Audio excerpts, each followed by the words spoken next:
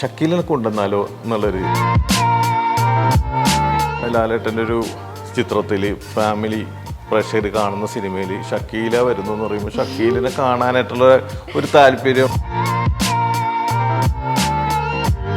പല രീതിക്കും തെറ്റിദ്ധരിക്കപ്പെടുന്നതായിട്ട് തോന്നിയിട്ടുണ്ട് സാറിന്റെ എഴുത്തുകളെ. പക്ഷേ അത് ആൾക്കാർ ഈ സമൂഹത്തിലെ ചില ആൾക്കാരൊക്കെ അവർക്കെതിരെയുള്ള ഒരു ആയുധമായിട്ട് ഉപയോഗിക്കാൻ തുടങ്ങി. എൻ്റെ സഹപാഠിയായിട്ടുള്ള ഒരു സുഹൃത്തിൻ്റെ ജീവിതമാണ് ഞാൻ എഴുതിയത്. സ്ത്രൈണതയുള്ള എൻ്റെ കൂട്ടുകാരനായിരുന്നു. എൻ്റെ മനസ്സിലൊക്കെ ഇപ്പോഴും ഇവരുടെ മുഖങ്ങളൊക്കെ തെളിഞ്ഞു വരും. പക്ഷെ അവരില്ലല്ലോ എന്ന് ഓർക്കുമ്പോഴാണ് നമ്മൾ മറ്റൊരു കാസ്റ്റിങ്ങിലേക്ക് പോകുന്നത്. അപ്പം എനിക്കത് അറിയാവുന്നതുകൊണ്ട് തന്നെയാണ് എനിക്കറിയാം പാമ്പു ചാക്കോ രാജേട്ടൻ ഗംഭീരമായിട്ട് ഹ്യൂമർ വർക്കൗട്ട് ആകും. അദ്ദേഹത്തിൻ്റെ പ്രകടനം ഞാൻ അനുഭവിച്ചറിഞ്ഞിട്ടുള്ള ഞങ്ങൾ ഒരുമിച്ച് അഭിനയിച്ചിട്ടുണ്ട്. പ്രേക്ഷകർ പ്രതീക്ഷിക്കുന്നതിന് വ്യത്യസ്തമായിട്ട് പോകാം എന്ന് ചിന്തിച്ചു. ഇപ്പോൾ പ്രേക്ഷകർ ഇമോഷനായി കിഞ്ഞ് വരാൻ പോകണമെന്ന് ഓർക്കുമ്പോൾ അവിടെ കോമഡി വരും. എൻ്റെ മോൻ നശിച്ചു പോണേ അപ്പം എല്ലാവരും മക്കൾക്ക് വേണ്ടി പ്രാർത്ഥിക്കുന്ന അമ്മമാരെ കണ്ടിട്ടുള്ളൂ. പക്ഷെ മകൻ നശിച്ചു പോണേന്ന് പ്രാർത്ഥിക്കുന്ന ഒരു അമ്മമാരൊരു ഹ്യൂമർ കിട്ടി. ഒരു ഭാഗ്യവശാൽ അത് ഉള്ളത് കൊണ്ട് ക്ലൈമാക്സ് നമ്മൾ തലകുത്തി മറിഞ്ഞിട്ട് ആദ്യം കിട്ടിയില്ല. എഴുതുമ്പോൾ തന്നെ നമുക്ക് അനീഫിനെ കാണാൻ പറ്റും എങ്ങനെയായിരിക്കും പറയുന്നത്, അദ്ദേഹത്തിൻ്റെ പെർഫോമൻസ് എന്തായിരിക്കും എന്നൊക്കെ. അദ്ദേഹത്തിൻ്റെ കാഴ്ച ആ സമയത്ത് ഷൂട്ടിംഗ് സമയത്ത് വളരെ അവ്യക്തമായിരുന്നു. മുന്നിൽ നിൽക്കുന്ന ആരാണെന്ന് തിരിച്ചറിയാൻ പറ്റാത്തൊരവസ്ഥ ഉണ്ടായിരുന്നു. ലിപ്പ് തുടങ്ങുന്നതിന് മുമ്പ് ഒന്ന് ബോഡിയിൽ തോളത്തൊന്ന് തട്ടാൻ പറയും പുള്ളി. അപ്പോഴേക്കും പുള്ളി കറക്റ്റായിട്ട് ഡയലോഗ് പറയും. പിന്നെ പറഞ്ഞു വെച്ചേക്കുന്ന പുള്ളിക്ക് ഓർമ്മയുണ്ട്. ചില ഹ്യൂമറുകൾ എത്ര റിപ്പീറ്റ് ചെയ്താലും ആസ്വദിക്കാൻ പറ്റുമോ എന്നുള്ളൊരു തിരിച്ചറിവാണ് അത് ശരിക്കും. Hi hello and welcome to Kaumudi movies. It's me Ajna Taj. ഇന്ന് എനിക്കൊപ്പം ജോയിൻ ചെയ്യുന്നത് മലയാളികളൊക്കെ ഒരുപാട് ചിരിപ്പിക്കുന്ന ഒരു സ്ക്രിപ്റ്റ് റൈറ്ററാണ് ബെന്നി പി നായരമ്പലം. സർ നമസ്കാരം. നമസ്കാരം. അപ്പോൾ സർ ആക്ച്വലി ചോട്ടാ മുംബൈ ആണ് നമ്മുടെ സബ്ജക്റ്റ് എങ്കിലും എനിക്ക് കുറേ സംസാരിക്കാനുണ്ട് സാറിൻ്റെ അടുത്ത് മൂവിയെ പറ്റി തന്നെ. പക്ഷേ ഇപ്പോൾ ഈ ചോട്ടാ മുംബൈ റിലീസ് വന്നപ്പോഴത്തേക്ക് എനിക്ക് തോന്നുന്നു ആദ്യം ഉണ്ടായിരുന്നതിനെക്കാട്ടിലും ഭയങ്കര ഒരു എന്താ പറയുക ആഘോഷം, പൂരം എഫക്റ്റ് എന്നൊക്കെയാണ് ഇപ്പോൾ പറയുന്നത്. സർ ആക്ച്വലി ഈ ഫസ്റ്റ് ഡേ ഓഫ് റിലീസ് അന്നത്തെ 2007 റിലീസ് ചെയ്ത ഡേയും ഇപ്പോഴത്തെ ഈ റിലീസും എങ്ങനെയാണ് ഒന്ന് കമ്പയർ ചെയ്ത് കാണുന്നത്? അത് 18 വർഷത്തിന് മുമ്പ് ഇതേപോലെ തന്നെ അരവുണ്ടായിരുന്നു. അത് ലാലേട്ടൻ്റെ ഇൻട്രൊഡക്ഷൻ കാണിക്കുമ്പോൾ അതുപോലെ തന്നെ ചില കോമഡി സീനുകളിൽ ചിരിയും കയ്യടിയൊക്കെ ഉണ്ടായിട്ടുണ്ട്. പക്ഷെ ഇതുപോലെ 18 വർഷത്തിന് ശേഷം ഈ കുട്ടികൾ, ഈ ചെറുപ്പക്കാരായിട്ടുള്ള കുട്ടികൾ എഴുന്നേറ്റ് നിന്ന് ഡാൻസ് ചെയ്യുന്നത് ആദ്യത്തെ ഒരു ഫീലാണ്. കാരണം പാട്ടുകൾ അന്നത്തേക്കാൾ ഉപരി ഈ പ്രാവശ്യമാണ് ഇപ്പോഴത്തെ യുവതലമുറ അതിന് ഏറ്റെടുത്തിട്ട് അതിനോടൊപ്പം ഡാൻസ് ചെയ്യുന്നു. തിയേറ്ററിൽ എല്ലാവരും എഴുന്നേറ്റ് നിന്ന് ഡാൻസ് ചെയ്യുന്നു എന്നുള്ളത് ഒരു പ്രത്യേകതയായിട്ട് എനിക്ക് തോന്നി. എനിക്ക് തോന്നുന്നു പിള്ളേരെന്നുള്ളതിനെക്കാട്ടിലും ഇപ്പൊ ഫാമിലി ഒക്കെയാണ്, ചേച്ചിമാര് അമ്മൂമ്മമാരൊക്കെയാണ് ഡാൻസ് കളിക്കുന്നത്. പ്രായ വ്യത്യാസമില്ലാതെ കളിക്കുന്നുണ്ട്. അത് കാണുമ്പോൾ വളരെയധികം സന്തോഷം തോന്നുന്നു. കാരണം 18 വർഷങ്ങൾക്ക് ശേഷം ഒരു സിനിമ ഇങ്ങനെ ആഘോഷിക്കപ്പെടുന്നു. അത് അന്ന് കാണാത്ത കുട്ടികൾ, അന്ന് 18 വർഷം മുമ്പ് എന്ന് പറയുമ്പോൾ അവർ ജനിച്ചിട്ടുണ്ടാവുള്ളൂ പലരും. അതെ, അവരൊക്കെ എന്ന് പറഞ്ഞാൽ അത് ടി വിയിലൊക്കെ കണ്ട് പരിചയമുള്ളു. അപ്പോൾ ടി വിയിൽ കണ്ട് അതിൻ്റെ കഥയും സംഭാഷണങ്ങളും നർമ്മങ്ങളൊക്കെ മനസ്സിലാക്കിയതിന് ശേഷം പോലും തിയേറ്ററിൽ ചിരിയുമുണ്ട്. അതുപോലെ തന്നെ ഭയങ്കരമായിട്ട് അവർ എൻജോയ് ചെയ്യുന്നുണ്ട്. അതപ്പോൾ ഒരു കാലത്തിന് അതീതമായിട്ട് ഇങ്ങനെ ആഘോഷിക്കപ്പെടുമ്പോൾ നമുക്ക് വളരെയധികം സന്തോഷമുണ്ട് അതിൻ്റെ എഴുത്തുകാരെന്ന രീതിയിൽ.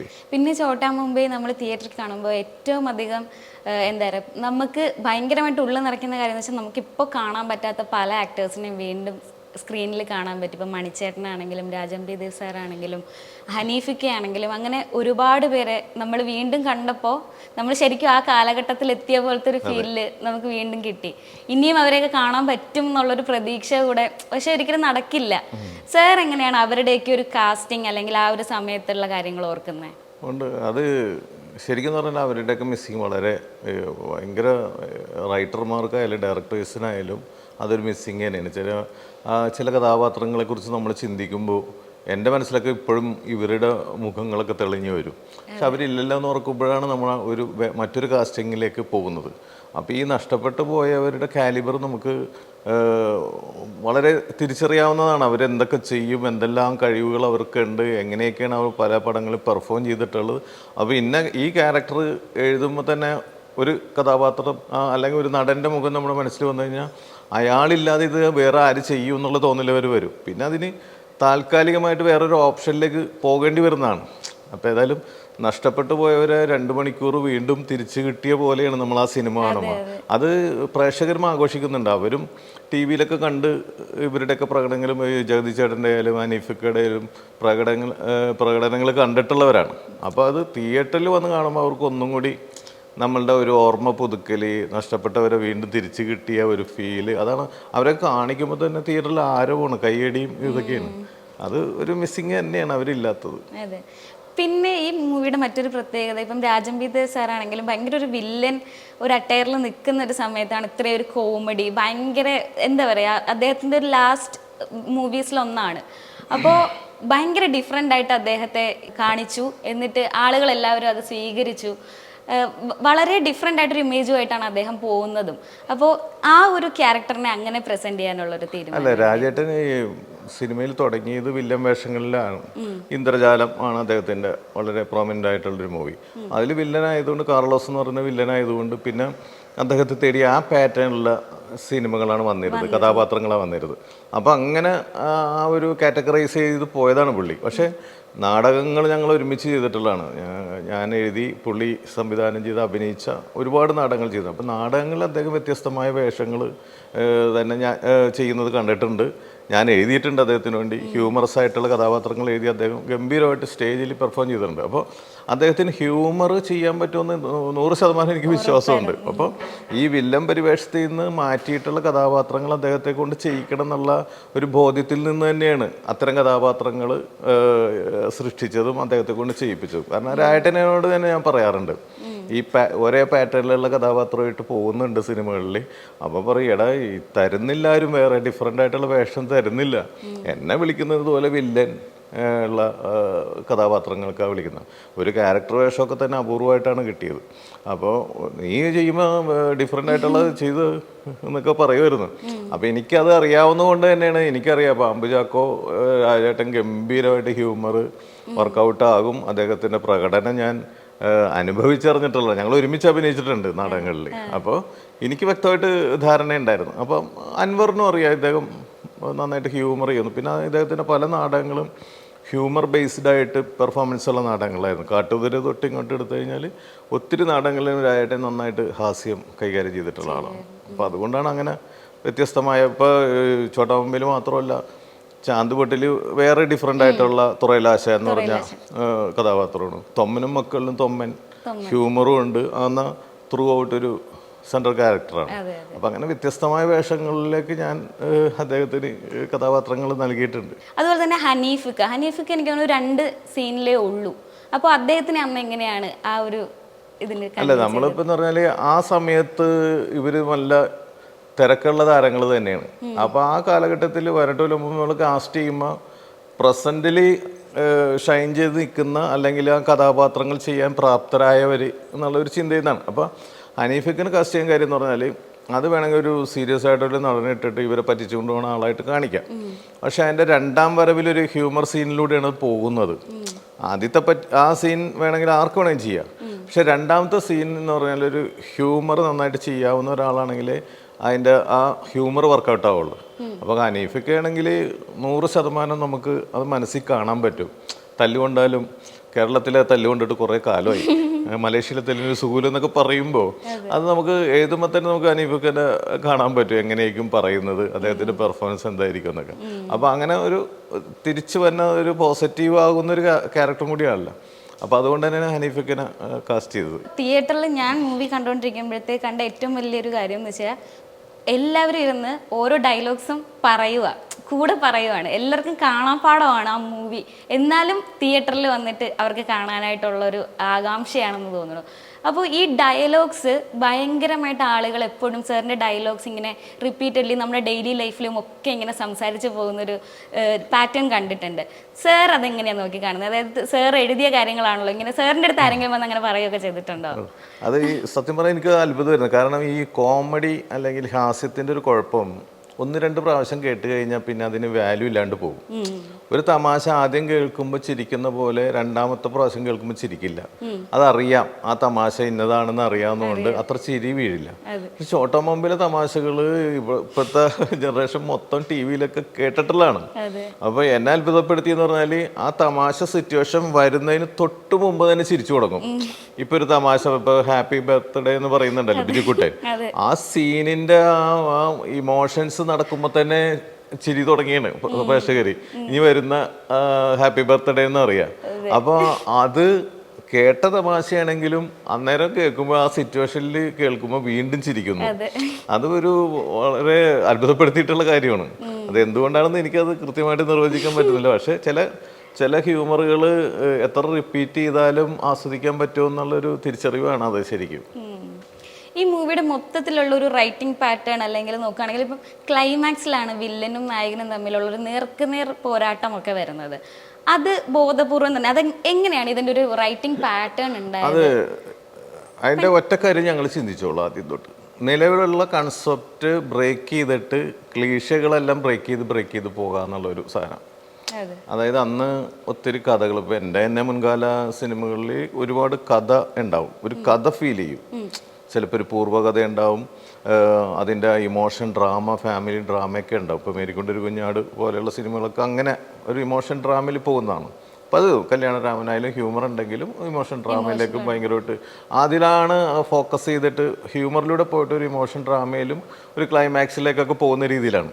പക്ഷേ ഇതിൽ തുടക്കം മുതൽ തീരുമാനിച്ചത് ഇതിന് വലിയ കെട്ടുറപ്പുള്ളൊരു കഥ വേണ്ട, ഒരു ഫ്ലാഷ് ബാക്കിലൂടെ പോകുന്ന ഒരു ചരിത്രം പറയുന്നതോ അല്ലെങ്കിൽ ഇമോഷൻ പറയുന്നതോ ഒന്നും വേണ്ട, ഇൻസിഡൻറ്റ് ബേസ് പോകുന്ന എൻ്റർടൈനർ എന്ന് തീരുമാനിച്ചു. പിന്നെ നിലവിൽ ഉള്ള പതിവ് വഴികൾ വിട്ടിട്ട് നമുക്കതെങ്ങനെ പിടിക്കാം എന്നുള്ളൊരു ചിന്തയുണ്ടായിരുന്നു. അപ്പോൾ അതുകൊണ്ട് വളരെ ചെറിയ ചെറിയ നർമ്മങ്ങളും ഇൻസിഡൻറ്റുകളും ഉണ്ടാക്കിയിട്ട് ക്യാരക്ടറുകൾ ഉണ്ടാക്കി. ആദ്യം ഇങ്ങനെയുള്ള ക്യാരക്ടർ ഉണ്ടാക്കിയിട്ട് ഇവരെ പ്ലേസ് ചെയ്തിട്ട് കുഞ്ഞു കുഞ്ഞു സംഭവങ്ങളിലൂടെ തമാശകളിലൂടെ പോകുന്ന ഒരു രീതിയാണ്. എന്നിട്ട് ഒരു ആക്സിഡൻറ്റ്, ഒരു മർഡർ നടക്കുമ്പോൾ മാത്രമാണ് അതിലേക്കൊരു ഒരു സീരിയസ്നെസ് വന്ന് ഒരു കഥയിലേക്ക് പോകുന്നു എന്നുള്ള തോന്നലുണ്ടാകുന്നത്. അപ്പോൾ ഇങ്ങനെ ഓരോ ഇൻസിഡൻറ്റ് ബേസ് ഇങ്ങനെ നിലവിൽ ഇല്ലാത്ത രീതിയിൽ ഉണ്ടാക്കുക. പിന്നെ നർമ്മത്തിലാണെങ്കിലും എന്തെങ്കിലും പ്രത്യേകത കൊണ്ടുവരിക, അതുവരെ കേൾക്കാത്ത കോമഡികൾ കൊണ്ടുവരിക. ഇപ്പോൾ ഈ പാമ്പ് ചാക്കോൻ്റെ ക്യാരക്ടറാണെങ്കിലും മദ്യപാനികളായിട്ടുള്ള ക്യാരക്ടേഴ്സിന് പല സിനിമയിലും വർക്ക് ചെയ്തിട്ടുണ്ടെങ്കിലും അതിൽ നിന്ന് എന്ത് വ്യത്യസ്തമായിട്ട് പിടിക്കാം എന്ന് തോന്നലുണ്ടായിരുന്നു. അങ്ങനെ അത് ചെയ്യും. അപ്പോൾ ഓരോ സംഭവങ്ങൾ കഴിഞ്ഞിട്ട് നമ്മൾ പ്രേക്ഷകർ പ്രതീക്ഷിക്കുന്നതിന് വ്യത്യസ്തമായിട്ട് പോകാം എന്ന് ചിന്തിച്ചു. ഇപ്പോൾ പ്രേക്ഷകർ ഇമോഷനായി ഇനി വരാൻ പോകണമെന്ന് ഓർക്കുമ്പോൾ അവിടെ കോമഡി വരും. മനസ്സിലായില്ലേ?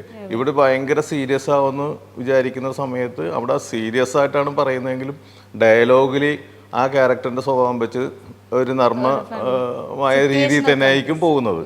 അത് അപ്പം അങ്ങനെ ഞങ്ങൾ ബോധപൂർവം തന്നെ ഇങ്ങനെ സംഭവങ്ങൾ ഉണ്ടാക്കി പോയതാണ്. പിന്നെ വില്ലനും നായകനും കണ്ടുമുട്ടുന്നത് നേരത്തെ ചിന്തിച്ച് ചെയ്തതല്ലത്. അത് കഥ പോകുന്ന വഴിയെ സഞ്ചരിച്ചപ്പോൾ ഈ ക്ലൈമാക്സിൽ കണ്ടാൽ മതി എന്നുള്ളൊരു സംഭവം എഴുതി തന്നെ വന്നു. അത് ബോധപൂർവം ചെയ്തതല്ല. കാരണം എപ്പോഴും എന്ന് പറഞ്ഞാൽ സാധാരണ എപ്പോഴും വില്ലൻ ഉണ്ടെങ്കിൽ നായകനും വില്ലനും തമ്മിലുള്ള കോൺഫ്ലിക്റ്റുകൾ ഫേസ് ടു ഫേസ് ഉണ്ടാകും, ഡയലോഗും വാചക കസർത്തുകൾ ഉണ്ടാകും, ഇൻട്രോൾ പഞ്ച് വരെ ഇങ്ങനെയുള്ളൊരു ആക്ഷൻ മൂടുള്ള സിനിമയിൽ വില്ലനെ വെല്ലുവിളിക്കുന്നതോ അല്ലെങ്കിൽ വില്ലൻ്റെ ഒരു തിരിച്ചടിയിൽ നിന്ന് ഷോക്കായിട്ട് നിൽക്കുന്ന ഒരവസ്ഥയിലേക്ക് ഒരു മിഡ് പോയിന്റ് സിനിമയിൽ വർക്ക് ചെയ്തത്. പക്ഷേ അത്തരം കാര്യങ്ങളൊക്കെ ഞങ്ങൾ ഉപേക്ഷിച്ചു. നിരന്തരം കണ്ടുവന്നിരിക്കുന്ന പാറ്റേണുകൾ ഉപേക്ഷിച്ചിട്ട് അതിനെയൊക്കെ ബ്രേക്ക് ചെയ്തുകൊണ്ട് എങ്ങനെ പോകാം എന്നുള്ള ചിന്തയിൽ നിന്നാണ് അതുണ്ടായത്. ഇപ്പം സാറിൻ്റെ മൂവീസ് നോക്കുകയാണെങ്കിൽ ഇപ്പം സാർ പറഞ്ഞു, അതായത് ഇമോഷൻസും ഹ്യൂമറും ഒരുപോലെ മിക്സ് ചെയ്താണ് വരുന്നതെന്ന്. ശരിക്കും അത്തരത്തിൽ എഴുതുമ്പോഴത്തേക്ക് ഒരുപാട് കാര്യങ്ങൾ ശ്രദ്ധിക്കേണ്ടതായിട്ട് വരത്തില്ലേ സാറിന്? അതെങ്ങനെയാണ് ഈ ഹ്യൂമറും അതേപോലെ തന്നെ ഇമോഷൻസും അങ്ങനെ തന്നെ ബാലൻസ് ചെയ്ത് കൊണ്ടുപോകുന്ന ഒരു റൈറ്റിംഗ് രീതി എങ്ങനെയാണ്? അത് കഥാപാത്രത്തിൻ്റെ സൃഷ്ടിയിൽ തന്നെ അത് വേണം. ഒന്ന് കാരണം എന്ന് വെച്ചാൽ ഇപ്പം ഈ തല എന്ന് പറയുന്ന ലാലേട്ടൻ്റെ ക്യാരക്ടർ ഒരു ഉത്തരവാദിത്വ ബോധമില്ലാത്ത ഒരാളാണ്. ഇത്രയും പ്രായമൊക്കെ ആയിട്ടും യാതൊരു ജോലിക്കും പോകാതെ കൂട്ടുകാരൊക്കെ കൂടി അടിച്ചു പൊളിച്ച് അവരുടെ വരെ പ്രശ്നങ്ങൾ ഇടപെട്ട് കേസും ഇതൊക്കെ ആയിട്ട് അടക്കുന്ന നമ്മൾ കണ്ടു പരിചയമുള്ള ഇന്ന് ഈ നാട്ടിലൊക്കെ ഉള്ള ചില ചെറുപ്പക്കാരുടെ ഒരു പ്രതിപുരുഷനാണ് പുള്ളി. അപ്പോൾ അദ്ദേഹത്തിൻ്റെ വീട്ടിൽ എന്തായാലും അങ്ങനെയുള്ള ഒരു മക്കളുള്ള കുടുംബത്തിൽ ഈ അപ്പനോ അമ്മയൊക്കെ ഇതേപോലെ തന്നെ അവർ നിരന്തരം വഴക്ക് പറഞ്ഞുകൊണ്ടിരിക്കും. നാച്ചുറലി സംഭവിക്കുന്നതാണ്. പണിക്ക് പോകാത്തതുകൊണ്ടും ജോലികൾ ഇങ്ങനെ നടന്നോ കേസും കാര്യങ്ങളായിട്ട് നടക്കാതെ എന്തെങ്കിലും ജോലി ചെയ്യുന്നു പറഞ്ഞുകൊണ്ടിരിക്കും. പക്ഷെ ഇവരുടെ ഇങ്ങനെയൊക്കെ നടക്കുന്നവരാണെങ്കിലും അവരുടെ ഉള്ളിൻ്റെ ഉള്ളിൽ ഈ അച്ഛനോടും അമ്മയോടും ഒക്കെ കൂടപ്പിറപ്പുകളോടൊക്കെ സ്നേഹം ഉണ്ടാവും. പക്ഷെ അവരുടെ ഒരു സ്വഭാവത്തിൻ്റെ വൈകല്യം പോലെ അങ്ങനെ ആയിപ്പോകുന്നതാണ് അവരുടെ. അത് ഇപ്പം പറയുന്നത് അവനൊരു അസുഖമുണ്ട്, ആ അസുഖം ചെറുപ്പത്തിലെ ചികിത്സിക്കേണ്ടായിരുന്നു എന്ന് അപ്പം പറയുന്നുണ്ട്. അപ്പം അതൊരു രോഗം പോലെ അല്ലെങ്കിൽ ഒരു അവസ്ഥയാണത്. കുട്ടികളെ ചെറുപ്പം തൊട്ട് തന്നെ മാതാപിതാക്കൾ തെറ്റും ശരിയും പറഞ്ഞു കൊടുത്ത് നേർവഴിക്ക് വളർത്തിയില്ലെങ്കിൽ ചിലപ്പോൾ മോശമായിട്ട് പോകും. അതിനുള്ള കാരണങ്ങൾ നമ്മൾ തമാശയിലാണെങ്കിലും പറയുന്നുണ്ട്. ലാലേട്ടൻ്റെ ക്യാരക്ടർ ഗുസ്തിയാണ് പഠിപ്പിക്കാൻ ശ്രമിച്ചത് എന്ന് അപ്പൻ. അപ്പോൾ ഗുസ്തിക്കാരനെ അപ്പനായതുകൊണ്ട് അതോടെ 10ാം ക്ലാസ് തോറ്റ്. അതുകൊണ്ട് പഠിത്തത്തിൽ ശ്രദ്ധിച്ചില്ല. അപ്പം അപ്പൻ്റെ ഭാഗത്തും തെറ്റുണ്ട് എൻ്റെ അകത്ത്. മകനെ പഠിത്തത്തിൽ ശ്രദ്ധിക്കാതെ ഗുസ്തിയിലേക്ക് മാത്രം പുള്ളി അടുത്ത ഗുസ്തിക്കാരനാക്കണമെന്നുള്ള രീതിയിൽ പഠിപ്പിച്ചിട്ടുണ്ട്. അതൊന്നും പറയുന്നില്ലെങ്കിലും ബാക്ക് സ്റ്റോറി ആയിട്ട് അത് കിടപ്പുണ്ട്, ആ ഡയലോഗ് തന്നെ ഉണ്ട്. അങ്ങനെ വന്നപ്പോൾ ഇയാൾ വിദ്യാഭ്യാസം പോയി. അപ്പോൾ 10 തോറ്റപ്പിന് എന്ത് ജോലി കിട്ടാൻ? അപ്പോൾ പിന്നെ ബിസിനസ് കാര്യങ്ങളൊന്നും ചെയ്യാനായിട്ട് അയാൾക്ക് താല്പര്യമില്ല. അതുകൊണ്ടാണ് തട്ടുകട ഇടാൻ പറ്റുമെന്ന് ചോദിക്കുന്നത്. അപ്പോൾ BA-കാരന് പോലും ജോലി കിട്ടിയിരുന്നില്ലാത്തൊരു സോഷ്യൽ അവസ്ഥയുണ്ട്. അപ്പോൾ അങ്ങനെ പറയുമ്പോൾ പോലും അയാളുടെ ഇമോഷനാണ് പറയുന്നതെങ്കിലും ആ പറയുന്ന അയാളുടെ ആ 10ാം ക്ലാസ് തോറ്റ് നിൽക്കുന്ന ഉഴപ്പി നടക്കുന്ന കഥാപാത്രത്തിൻ്റെ മനസ്സിൽ വരുന്ന ഡയലോഗുകളാണ് അവിടെ എഴുതുന്നത്. അതുകൊണ്ടാണ് നന്നാകുമ്പോൾ ലേഹ്യം ഉണ്ടെങ്കിൽ വാങ്ങിച്ച എന്നൊക്കെ വരെ അയാൾ പറയുന്നത്.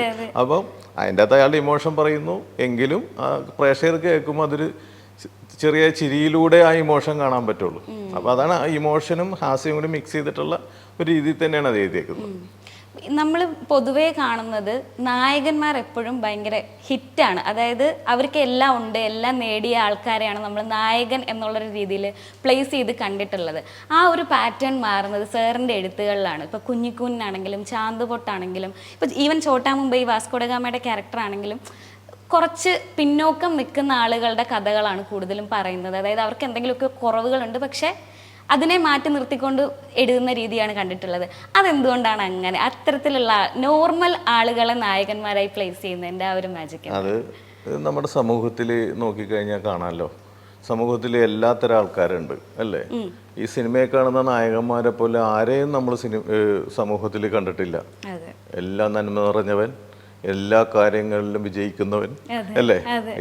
എത്ര പ്രതിയോഗി വന്നാലും അവരടിച്ച് നിലംപരിശാക്കുന്നവൻ. അയാളെ പോലീസും പിടിക്കില്ല, ഒരു നിയമത്തിനും അയാൾ വഴങ്ങില്ല, ഒരു കോടതി കേസും ഉണ്ടാവില്ല അങ്ങനെയുള്ള നായന്മാർക്ക്. പക്ഷെ നമ്മൾ ലോജിക്കോടെ ചിന്തിക്കുമ്പോൾ ഇങ്ങനെയുള്ള അതൊക്കെ ഒരു സാങ്കല്പിക സൃഷ്ടികളാണ്, ഒരു സിനിമാറ്റിക് സൃഷ്ടികളാണ്. അതിൽ നിന്ന് നമ്മൾ യാഥാർത്ഥ്യബോധത്തോടെ ചിന്തിക്കുമ്പോൾ സമൂഹത്തിൻ്റെ ചുറ്റുപാടുകളിൽ കാണുന്ന എല്ലാവർക്കും അവരുടേതായ കഥയും അവരുടേതായ ഹീറോയിസും ഉണ്ട്. ഒരു രൂപസൗമാര്യം ഇല്ലാത്ത ഒരാൾക്ക് പോലും അയാളുടെ മനസ്സിൻ്റെ നന്മയും അയാളുടെ പ്രവൃത്തിയും കൊണ്ട് ഒരു ഹീറോയിസം ഉണ്ടാക്കാൻ പറ്റും നമുക്ക്. പിന്നെ ബാഹ്യമായ രൂപമല്ല ഒരാളുടെ വ്യക്തിത്വം. അത് അയാളുടെ നിറമോ അയാളുടെ രൂപമോ ഇതിനേക്കാൾ ഉപരി അയാൾ ചെയ്യുന്ന പ്രവൃത്തികളിലൂടെ നന്മയിലൂടെ അയാൾ ഹീറോ ആവുന്നുണ്ട്. അത് നമ്മൾ സമൂഹത്തിൽ കാണുന്നതല്ലേ. എന്തെല്ലാം നല്ല കാര്യങ്ങൾ സമൂഹത്തിന് വേണ്ടി ചെയ്യുന്ന ആൾക്കാർ നമ്മൾ വാനോളം പുകഴ്ത്തുകയും അവരെ നമ്മൾ മനസ്സിൽ സ്വീകരിക്കുകയും ചെയ്യുന്നുണ്ട്. അപ്പം അവരുടെ രൂപത്തിലല്ല, അത് അവരുടെ പ്രവൃത്തിയിലാണ്. അപ്പോൾ പാർശ്വവൽക്കരിക്കപ്പെടുന്ന ഏതാൾക്കും ഒരു കഥയുണ്ടാവും, മനസ്സിലായില്ലേ? അപ്പോൾ അതുകൊണ്ടാണ് ഈ കുഞ്ഞിക്കുഞ്ഞെ പോലെയുള്ള കഥാപാത്രങ്ങളും ഈ ചാന്തുപൊട്ടിലെ രാധയും ഒക്കെ വരുമ്പോൾ അപ്പോൾ ആരും നോക്കിക്കാണാത്ത ഒരു മേഖലയിലേക്ക് നോക്കിക്കാണുക എന്നുള്ള ഒരു രീതിയാണ് ഞാൻ അവലംബിച്ചത്. അതുകൊണ്ടാണ് അത്തരം ആൾക്കാർ ഹീറോ ആയിട്ട് വരുന്നത്. പക്ഷേ ഇത്തരത്തിൽ പറഞ്ഞ കഥകൾ ഇപ്പോൾ ചാന്തുപൊട്ടാണെങ്കിലും ഡിഫറെൻ്റ് ആയിട്ട് ആളുകൾ പിന്നീട് എടുക്കുന്ന ഒരു തെറ്റിദ്ധരിക്കപ്പെടുന്ന ഒരു രീതി. കാരണം അതിനകത്തേക്ക് ഉള്ളിലേക്ക് ഇറങ്ങി നോക്കിക്കഴിഞ്ഞാൽ നമുക്ക് മനസ്സിലാവും അതൊരു പറഞ്ഞു വെക്കുന്നത് എന്താണെന്നുള്ളത്. ഇതിനെതിരെയാണ് പറയുന്നതെങ്കിലും പിന്നീട് പല രീതിക്കും തെറ്റിദ്ധരിക്കപ്പെടുന്നതായിട്ട് തോന്നിയിട്ടുണ്ട് സാറിന്റെ എഴുത്തുകളെ.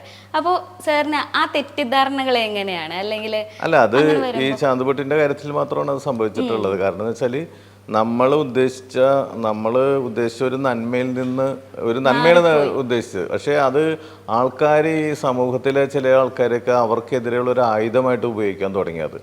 ആ പേര്, ആ സിനിമയുടെ പേര് അവർ പറയാനൊക്കെ വിളിക്കാനൊക്കെ തുടങ്ങിയത് അവർക്കത് വേദനിച്ചു. ഞാനത് അവരെ ചേർത്ത് നിർത്താൻ വേണ്ടിയിട്ട് എൻ്റെ സഹപാഠിയായിട്ടുള്ള ഒരു സുഹൃത്തിൻ്റെ ജീവിതമാണ് ഞാൻ എഴുതിയത്.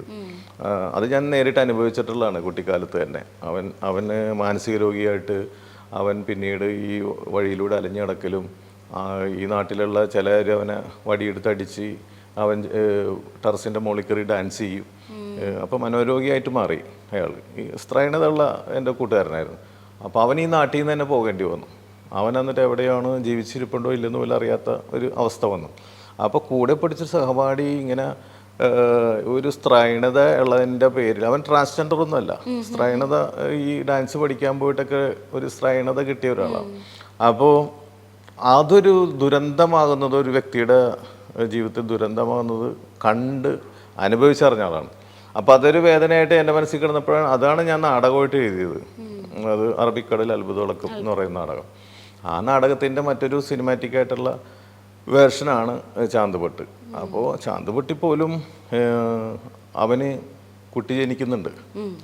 അവൻ തിരിച്ചു വരുമ്പോഴും ആ സ്ത്രൈണതയുടെ ഒരു അംശം അവനിൽ വിട്ടുപോയിട്ടില്ല. എങ്കിലും അവനെ കടലിലേക്ക് പോകുന്ന ആ കരക്കാർ മുഴുവൻ അവനെ സ്വീകരിച്ചിട്ട് പോയി 2 കോരു വാന്നും പറഞ്ഞുകൊണ്ട് വള്ളത്തിൽ അവൻ പോകുന്നിടത്താണ് സിനിമ തീരുന്നത്. അപ്പോൾ എല്ലാം ഒരു പോസിറ്റീവ് ആംഗിളിലാണ് ഞാൻ കണ്ടത്. പക്ഷേ ഈ നിർഭാഗ്യവശാൽ അതിൻ്റെ ആ ടൈറ്റിൽ പേരുകൾ ഇവരെ വിളിച്ചപ്പോൾ അവർക്കത് വേദന ഉണ്ടാക്കി എന്നുള്ളതാണ് അതിൻ്റെ കുഴപ്പമായത് മാറിയത്. അതുകൊണ്ടാണ് അതിന് അത്തരം വിമർശനങ്ങൾ വന്നത്. നമ്മൾ കേട്ടിട്ടില്ലാത്ത അങ്ങനെ ഭയങ്കര ഡിഫറെൻ്റ് ആയിട്ടുള്ള ടൈറ്റിൽസ് ആണ് സാർ പ്ലേസ് ചെയ്യുന്നത്. ഈ ടൈറ്റിൽ തിരഞ്ഞെടുക്കുന്നത് എങ്ങനെയാണ്? ചില സിനിമകൾക്ക് ആദ്യമേ തന്നെ ടൈറ്റിൽ, നമ്മൾ കഥ ആലോചിക്കുമ്പോൾ തന്നെ ടൈറ്റിൽ ചിലത് മനസ്സിൽ വരും. ചിലതിന് എഴുത്ത് കഴിയുമ്പോഴൊക്കെ ഇതെന്തിടും എന്നുള്ളൊരു സാധനം വരുന്നത്. തൊമ്മൻ മക്കളൊക്കെ ആദ്യം തന്നെ ടൈറ്റിൽ മനസ്സിലുണ്ടായിരുന്നു. കാരണം അപ്പനും മക്കളും പോലെ 3 കള്ളന്മാർ എന്ന് പറയുന്ന ഒരു കോൺസെപ്റ്റ് വന്നപ്പോൾ തൊമ്മൻ എന്ന് പറയുന്നൊരു കഥാപാത്രം. അപ്പോൾ തൊമ്മനും മക്കളും, തൊമ്മൻ്റെ മക്കൾ എന്ന് പറഞ്ഞാൽ പണ്ട് പഴയ കാലത്തൊരു സിനിമ വന്നിട്ടുണ്ട്, തൊമ്മൻ്റെ മക്കൾ എന്ന് പറഞ്ഞിട്ട്. അപ്പോൾ അതിൻ്റെ ഒരു ഇൻസ്പിറേഷനും തൊമ്മനും മക്കളെന്ന് പറഞ്ഞുകൊണ്ട് ഇടാനായിട്ടുള്ള കാരണം അതാണ്. അപ്പോൾ പിന്നെ കഥക്ക് അനുയോജ്യമാണോ, ആ ടൈറ്റിൽ നിന്നൊരു കഥയുടെ എന്തെങ്കിലും ഒരു ഫ്ലേവർ കിട്ടുമോ എന്നൊക്കെ ചിന്തിക്കും. അപ്പോൾ തൊമ്മനും മക്കൾ എന്ന് പറയുമ്പോൾ ഒരു ഫാമിലി ഡ്രാമയാണെന്ന് ആദ്യം വിചാരിക്കും, തൊമ്മൻ്റെയും മക്കളുടെയും കഥ. പക്ഷേ അപ്പോൾ അങ്ങനെ വരുമ്പോൾ തൊമ്മനും മക്കളും കള്ളന്മാരാന്ന് പറയുമ്പോഴുള്ള ഒരു രസം ഉണ്ടല്ലോ. അങ്ങനെയാണ് ഓരോ ടൈറ്റിലും ആലോചിച്ചിടുന്നത്. നമ്മുടെ രാജൻ പി ദേവ് സാറിന് കുറച്ച് സുഖമില്ലാതെയാണ് ആ ഒരു ക്യാരക്ടർ വന്ന് ചെയ്തതെന്ന് പറഞ്ഞിട്ട് അദ്ദേഹത്തിന് കണ്ണാടി വെച്ചതും ഒക്കെ കണ്ണിൻ്റെ എന്തൊക്കെയോ പ്രശ്നങ്ങൾ കാരണമാണെന്ന് കേട്ടിരുന്നു. അത് ശരിക്കും എന്താണ്? അത് അദ്ദേഹത്തിൻ്റെ കാഴ്ച ആ സമയത്ത്, ഷൂട്ടിംഗ് സമയത്ത് വളരെ അവ്യക്തമായിരുന്നു. മുന്നിൽ നിൽക്കുന്ന ആരാണെന്ന് തിരിച്ചറിയാൻ പറ്റാത്തൊരവസ്ഥ ഉണ്ടായിരുന്നു. ഒരു മൂടൽ പോലെ കാണാൻ പറ്റുള്ളൂ. അത് എനിക്കറിയാം, അൻവറിനൊക്കെ അറിയായിരുന്നു. അപ്പോൾ എന്നോട് പറഞ്ഞിട്ടുണ്ട് ഇങ്ങനെ കാഴ്ചയുടെ പ്രശ്നമുണ്ട്, അപ്പോൾ അതിനെന്തൊക്കെയോ മരുന്നൊക്കെ കഴിക്കുന്നുണ്ട്, ഷുഗർ കൂടിയിട്ടുണ്ട്, അങ്ങനെ പല പല ആരോഗ്യ പ്രശ്നങ്ങളുണ്ടായിരുന്നു പുള്ളിക്ക്. പക്ഷെ എന്നാലും ശബ്ദം കൊണ്ട് എല്ലാവരും തിരിച്ചറിയും. അപ്പോൾ ആരാണ്, ഇപ്പോൾ സ്ക്രിപ്റ്റ് എന്ന് പറഞ്ഞാൽ വായിച്ച് കേൾപ്പിക്കും, ഡയലോഗ് വായിച്ച് കേട്ട് കഴിഞ്ഞാൽ ഈ നാടകത്തിൻ്റെ ശീലമുള്ളത് കൊണ്ട് 1-2 പ്രാവശ്യം കേട്ട് കഴിയുമ്പോൾ തന്നെ പുള്ളി അത് ബൈഹാർട്ടാക്കും. നാടകത്തിൽ 2.5 മണിക്കൂർ ഡയലോഗുകൾ പഠിച്ചിട്ടല്ലേ പറയുന്നത്. അപ്പോൾ അത് പെട്ടെന്ന് ഹൃദ്യസ്ഥമാക്കും പുള്ളി. പിന്നെ പുള്ളിയുടെ ആ അഭിനയ ശൈലി ഉണ്ടല്ലോ, ജന്മനാ കിട്ടിയ ഒരു ശൈലി ഉണ്ടല്ലോ പുള്ളിക്ക്, അതിൽ പുള്ളി അത് കറക്റ്റായിട്ട് പെർഫോം ചെയ്യും. അപ്പോൾ പുള്ളിക്ക് ഏകദേശം ഒരു മൂടൽ പോലെ മുന്നിലിരിക്കുന്ന ആൾക്കാരെ കാണാൻ പറ്റും. അങ്ങനെ ആ കാഴ്ചയില്ലാത്തതിൻ്റെ ഒരു കുറവ് പുള്ളി കാണിക്കാതെ തന്നെ ഗംഭീരമായിട്ട് പെർഫോം ചെയ്തു. ഇത് ഡബ് ചെയ്യുമ്പോഴാണ് ഏറ്റവും കൂടുതൽ പ്രശ്നം വന്നത് ശരിക്കും. കാരണം സ്ക്രീനിൽ നോക്കിയിട്ട് ലിപ്പിനനുസരിച്ചിട്ട് ഡയലോഗ് പറയണമല്ലോ. അപ്പം ലിപ്സിങ്ക് ആയില്ലെങ്കിൽ അത് പ്രശ്നമാകും. അതുപോലും പുള്ളി ഭയങ്കര ഞെട്ടിക്കുന്ന രീതി ചെയ്തു. കാരണം ഈ ഓപ്പൺ ചെയ്യുന്ന സ്ഥലത്ത് ലിപ്പ് തുടങ്ങുന്നതിന് മുമ്പ് ഒന്ന് ബോഡിയിൽ തോളത്തൊന്ന് തട്ടാൻ പറയും പുള്ളി. അപ്പോഴേക്കും പുള്ളി കറക്റ്റായിട്ട് ഡയലോഗ് പറയും. പിന്നെ പറഞ്ഞു വെച്ചേക്കുന്ന പുള്ളിക്ക് ഓർമ്മയുണ്ട്. അപ്പം അതിൻ്റെ ഒരു പൈലറ്റിൽ കേൾക്കാൻ പറ്റുമല്ലോ ഈ പറഞ്ഞു വെച്ചേക്കുന്ന ശബ്ദം. അപ്പോൾ ആ ശബ്ദത്തിൻ്റെ ഒരു മീറ്റർ എവിടെയാണ് മുറിച്ചേക്കണേന്നുള്ളതൊക്കെ ഓർത്ത് വെച്ചിട്ട് കറക്റ്റ് അളവിൽ പുള്ളി പറയും. അപ്പോൾ അങ്ങനെ കറക്റ്റായിട്ട് അത് സിങ്കർണൈസ് ചെയ്ത് പറയുകയും ചെയ്ത്. അപ്പോൾ കാഴ്ചയില്ലെങ്കിൽ പോലും സ്ക്രീനിൽ നോക്കാതെ പുള്ളി ഡബ് ചെയ്തിട്ടുണ്ട്. അങ്ങനെ ഒരു അപാര കഴിവുള്ള മനുഷ്യൻ തന്നെയായിരുന്നു പുള്ളി. ശരിക്കും ആ ഒരു ഡെഡിക്കേഷൻ അല്ലെങ്കിൽ സിനിമയോടുള്ള ആ ഒരു സ്നേഹം എത്രത്തോളം സ്നേഹവും പിന്നെ എന്ന് പറഞ്ഞാൽ ഈ വന്ന് ശീലിച്ച വഴികളിൽ കിട്ടിയേക്കുന്ന പ്രാവീണ്യമുണ്ട്. കാരണം നാടകത്തിൽ നിന്നും പിന്നെ പറഞ്ഞു വെച്ചേക്കുന്ന ഡയലോഗ്, പിന്നെ അദ്ദേഹത്തിൻ്റെ ശൈലിയിൽ പറയുമ്പോൾ എവിടേക്കാണ് അദ്ദേഹം മുറിച്ചേക്കണേ, ഏത് സ്റ്റൈലിലാണ് പറഞ്ഞേക്കണേന്ന് കേൾക്കുമ്പോൾ അതങ്ങനെ ആ ഫോളോ ചെയ്യാനാണ്. അപ്പോൾ കറക്റ്റായിരിക്കും.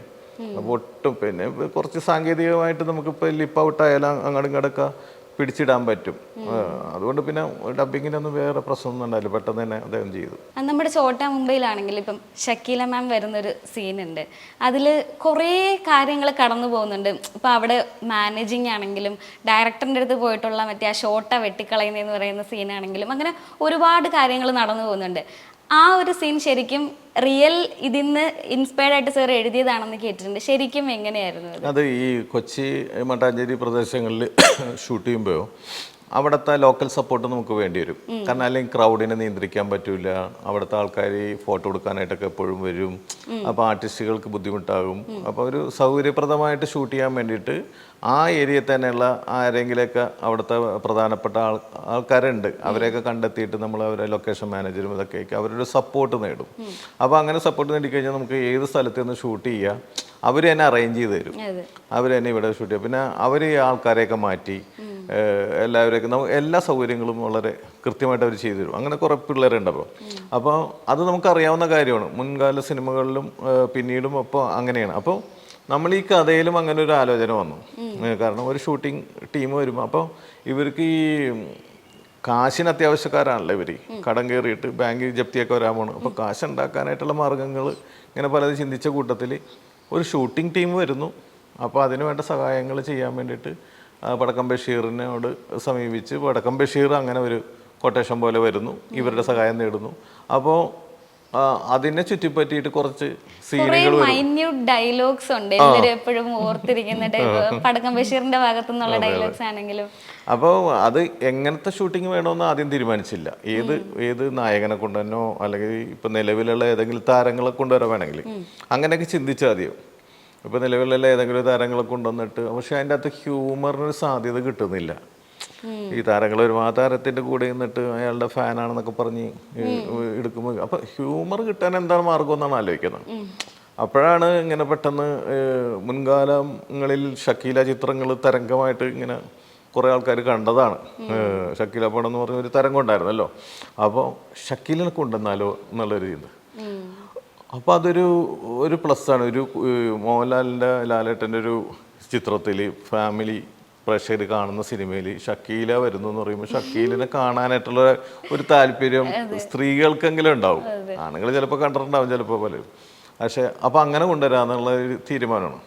അപ്പോൾ ആ ഒരു സൈക്കോളജി എന്ന് പറഞ്ഞാൽ ഭാവന പറഞ്ഞു, ഓ ഇതിനൊന്ന് കാണാനെങ്കിലും പറ്റി എന്ന് പറയുന്നുണ്ടല്ലോ. അപ്പോൾ സ്ത്രീകൾ കണ്ടിട്ടില്ല എന്നുള്ളൊരു അർത്ഥമാണല്ലോ. അപ്പോൾ അങ്ങനെ കൊണ്ടുവന്നപ്പോൾ അതിൽ തമാശകൾ കിട്ടാൻ തുടങ്ങി. ഷക്കീലയുടെ ഫാനാണെന്നും പറഞ്ഞുകൊണ്ട് ലാലേട്ടൻ ഫോട്ടോ എടുക്കുന്നതും ജഗതി ചേട്ടൻ വന്നതും. അപ്പോൾ ഇവരിപ്പോൾ ഇത്തിരി എക്സ്പോസ് ചെയ്യുമെന്നുള്ളൊരു ധാരണയിലൊക്കെ പ്രതീക്ഷയിലൊക്കെ നിന്നിട്ട് അതല്ല എന്നൊക്കെ പറഞ്ഞ് നിരാശപ്പെട്ടു പോകുന്നൊക്കെ അങ്ങനെ ഒരു കഥാപാത്രം വന്നുകൊണ്ടാണ് അത്ര സിറ്റുവേഷൻ ഉണ്ടാക്കിയത്. അപ്പോൾ എല്ലാ പ്രേക്ഷകർക്കും ഒരു ഷക്കീല വരുന്നു, ഷക്കീലയുടെ ഒരു പെർഫോമൻസ് അവരെ നല്ല രീതിയിൽ പ്രസൻറ്റ് ചെയ്യാൻ നമുക്ക് പറ്റി. അവരാ ഒരു ലാലേട്ടൻ്റെ പോലെ അത് അവരുടെ ഇൻ്റർവ്യൂ തന്നെ ഷക്കീല പറഞ്ഞിട്ടുണ്ട്. മോഹൻലാലിൻ്റെ കൂടെ അഭിനയിക്കാൻ പറ്റി, നല്ല റോളും ആയിരുന്നു എന്ന് പറഞ്ഞ് ഭയങ്കര ഹാപ്പിയാണെന്ന് പറഞ്ഞുകൊണ്ട് കുറേ സംഭവങ്ങൾ അവർ പറഞ്ഞിട്ടുണ്ട്. അതൊരു POV മാറ്റി കൊടുക്കുന്ന ഒരു അതെ അവരുടെ ഒരു ഇമേജ് മാറ്റി ഇട്ടുള്ള ഒരു അവര് തെലുങ്കിലും തമിഴിലൊക്കെ നല്ല നല്ല വേഷങ്ങൾ പിന്നീട് ചെയ്തിട്ടുണ്ട്. വിജയകുമാരി അമ്മയുടെ ക്യാരക്ടറിനെ പറ്റിയിട്ട് ഇപ്പൊ തിയേറ്ററിൽ ഭയങ്കരമായിട്ട് എൻ്റെ പൊന്നെ കയ്യടിയും ഓളം ഒക്കെ എൻ്റെ മോൻ നശിച്ചു പോണേ അങ്ങനെയൊക്കെ ഒരു ക്യാരക്ടർ വരിക എന്ന് പറയുമ്പോഴത്തേക്കും ഭയങ്കര അൺഎക്സ്പെക്റ്റഡും ആയിരുന്നു.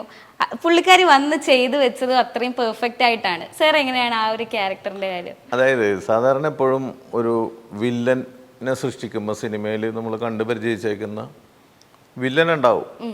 വില്ലൻ വന്ന് നായകൻ്റെ അടുത്ത് ഡയലോഗ് അടിക്കും. അവരുടെ സെറ്റപ്പ് എന്ന് പറഞ്ഞാൽ ചിലപ്പോൾ ഒരു മദ്യപിച്ചുകൊണ്ടിരിക്കുന്ന ഒരു വില്ലൻ്റെ ഗ്യാങ്ങും ഒക്കെ ഉണ്ടാവും, അല്ലെങ്കിൽ ഹോട്ടലുണ്ടാവും, അല്ലെങ്കിൽ വില്ലൻ്റെ വീട്ടിൽ പോലും അങ്ങനെയാണ് കാണിച്ചു പോകുന്നത്. വില്ലൻ്റെ ഒരു ഫാമിലി മൂഡ് ഒരിക്കലും അങ്ങനെ അധികം കാണിച്ചിട്ടില്ല ആരും. അപ്പം ഞാൻ ചിന്തിച്ചു, ഈ വില്ലൻ എന്ന് പറയുന്ന ആൾക്കാർ മനുഷ്യരല്ലേ, അവർക്ക് ഭാര്യ ഉണ്ടാവും, മക്കളുണ്ടാവും, അമ്മയുണ്ടാവും, എല്ലാം ഉണ്ടാവും, അനിയനുണ്ടാവും. അപ്പോൾ അങ്ങനെ ഒരു റിയലിസ്റ്റിക് ആയിട്ട് പിടിക്കാം, വില്ലന് ഫാമിലിയൊക്കെ വെക്കാം എന്ന് ഞാൻ പറഞ്ഞു. അപ്പോൾ ചേട്ടാ അങ്ങനെ ആലോചിച്ചെന്ന് പറഞ്ഞു. അപ്പോൾ ഒരു വില്ലൻ എന്ന് പറയുന്ന അയാൾ, മണിയുടെ ക്യാരക്ടർ നടേശൻ എന്ന് പറഞ്ഞാൽ ദുഷ്പ്രവൃത്തികളിലൂടെ വളർന്നേക്കുന്ന ആളാണ്. അപ്പം നമ്മളുടെ ഒരു ആദർശബോധത്തിൽ നിന്നുണ്ടായതാണ്. അങ്ങനെ ദുഷ്പ്രവൃത്തി ചെയ്യുന്നവരുടെ കുടുംബത്ത് ദുരന്തങ്ങളൊക്കെ ഉണ്ടാവും. അപ്പോൾ അയാളുടെ അച്ഛനും ദുഷ്പ്രവൃത്തി ചെയ്തിട്ടുള്ള ആളായിരിക്കും. അപ്പം അങ്ങനെ അതിലൊക്കെ മനംതൊന്ന് ഒരു ട്രോമയിലിരിക്കുന്ന ഒരു അമ്മ, അപ്പോൾ നിന്റെ അച്ഛൻ ഇതിനേക്കാൾ ഇതാടാ ചോര തുപ്പിയാടാ മരിച്ചത് എന്നൊക്കെ പറയുന്നതെന്ന് പറഞ്ഞാൽ, അപ്പോൾ ആ ഒരു ഡയലോഗിൽ നിന്ന് തന്നെ ഇയാളുടെ അച്ഛനും കുഴപ്പക്കാരനായിരുന്നു എന്ന് മനസ്സിലായി. അപ്പോൾ അങ്ങനെ മെൻ്റൽ പേഷ്യൻ്റ് ആയിട്ട് ഇരിക്കുന്ന ഒരു കഥാപാത്രമായിട്ട് അപ്പോൾ ഒരു അറ്റ്മോസ്ഫിയർ കിട്ടി. ഒരു അനുജനുണ്ട്, ഭാര്യയുണ്ട്, വയലിൻ വായിക്കുന്നൊരു മകനുണ്ട്, അമ്മ ഇങ്ങനെയാണ്. അപ്പോൾ ഹ്യൂമറും കിട്ടുന്നുണ്ട്, അവരുടെ ഒരു കുടുംബത്തിൻ്റെ ഒരു അന്തരീക്ഷം കിട്ടുന്നുണ്ട്. അപ്പോൾ എൻ്റെ മോൻ നശിച്ചു പോണേ അപ്പോൾ എല്ലാവരും മക്കൾക്ക് വേണ്ടി പ്രാർത്ഥിക്കുന്ന അമ്മമാരെ കണ്ടിട്ടുള്ളൂ. പക്ഷെ മകൻ നശിച്ചു പോണേന്ന് പ്രാർത്ഥിക്കുന്ന ഒരു അമ്മമാരൊരു ഹ്യൂമർ കിട്ടി. അപ്പോൾ അത് നെഗറ്റീവ് ഷെയ്ഡുള്ള ക്യാരക്ടർ ആയതുകൊണ്ട് അത് ആൾക്കാരെ എൻജോയ് ചെയ്യാൻ തുടങ്ങി. ഒരു നല്ല കഥാപാത്രത്തിനെതിരെയാണ് പറയുന്ന ആൾക്കാർക്ക് ഇഷ്ടപ്പെടില്ല. ഞാൻ നേരത്തെ പറഞ്ഞ പോയിന്റ് തന്നെയാണ് അത്. മണി ഒരു ക്രൂരനായ ആളായതുകൊണ്ട് അവൻ നശിച്ചു പോണേ എന്ന് പറയുമ്പോഴേക്ക് അതിൻ്റെ തമാശ കിട്ടി. പിന്നെ ആ കഥാപാത്രം ഉള്ളത് കൊണ്ടാണ് ആ ക്ലൈമാക്സ് നടന്നത്. അല്ലെങ്കിൽ ഈ കത്തിക്കാൻ വെച്ചിരിക്കുന്ന ഒരു ഇതിൻ്റെ ഉള്ളിലേക്ക് ഒരു നോർമലായിട്ടുള്ള ഒരാൾ കയറി ഇരിക്കില്ല. ഈ സായികുമാറിനെ അവിടെ കെട്ടിവെച്ചേക്കുന്നത് കാണില്ല. അപ്പോൾ അത് ക്ലൈമാക്സിന് മുമ്പ് തന്നെ ഈ കഥാപാത്രം സൃഷ്ടിക്കപ്പെട്ടിരുന്നു. ഒരു ഭാഗ്യവശാൽ അത് ഉള്ളത് കൊണ്ട് ക്ലൈമാക്സ് നമ്മൾ തലകുത്തി മറിഞ്ഞിട്ട് ആദ്യം കിട്ടിയില്ല ക്ലൈമാക്സ്. ഇത് എങ്ങനെ സായികുമാർ ഒരാൾ വന്ന് ഫോഴ്സ്ഡ് ആകരുത്, പർപ്പസ് ആയിട്ട് വന്നിട്ട് വായ കെട്ടി വെച്ചേക്കുന്ന ഒരാൾ അവിടെ നിന്ന് ശബ്ദം ഉണ്ടാക്കുമ്പോൾ താഴെ ഇരിക്കുന്ന ലാലേട്ടൻ്റെ ക്യാരക്ടറിനെ കേൾക്കണമെന്നില്ല.